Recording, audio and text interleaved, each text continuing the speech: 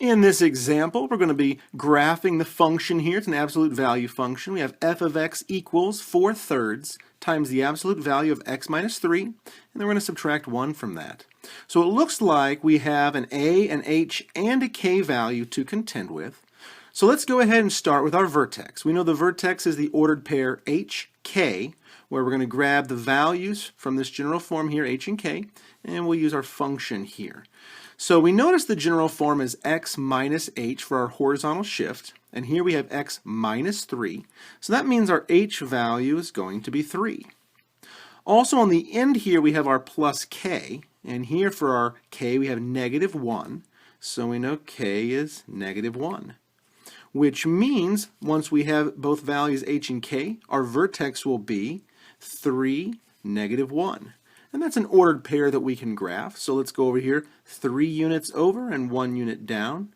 So here will be the vertex of this V-shaped absolute value graph.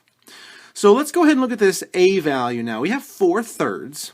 It's positive, which means I know the V shape will open upward. So the legs will extend upward from our vertex.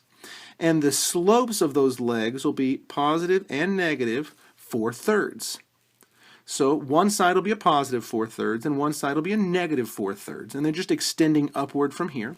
So let's go ahead and see what this looks like. We're going to go up 1, 2, 3, 4 and over 1, 2, 3. That's 4/3.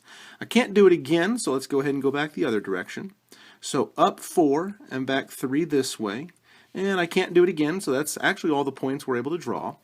So let's use our handy dandy straight edge and go ahead and fill this graph in here. Start at the vertex, and we're going to draw up, and there's our leg. I'll put an arrow on it because it indicates that that leg continues forever. Let's go ahead and do this back side.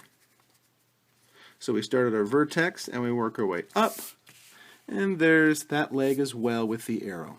So this V-shaped absolute value graph will have its vertex at 3, negative 1, and it's been compressed by a factor of 4/3, and its opening upward has not been reflected over the x-axis.